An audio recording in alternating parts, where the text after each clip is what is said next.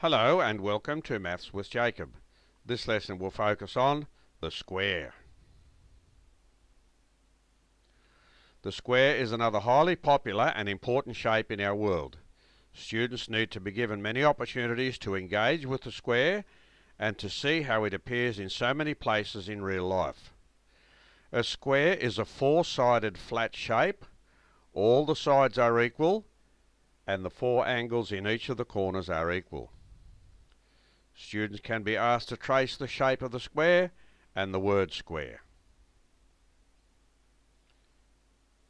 Students can be asked to share their experience of the square in real life. They can be asked to name examples of square shapes and to say where they have seen these examples.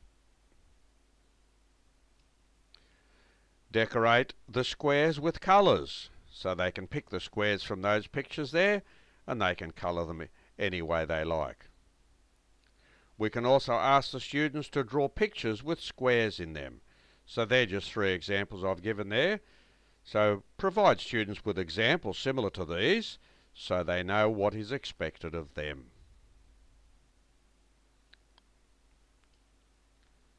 A simple exercise.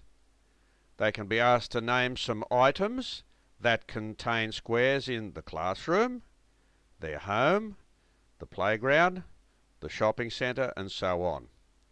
And we present them with a few examples of squares in real life. They'd be familiar with the chessboard, wall tiles. Many windows have square shapes, and also many coffee tables or other types of tables have square shapes. So this video has introduced the idea of the square to students. We've stressed the importance of the square, and we've shown them how the square appears in some aspects of everyday life.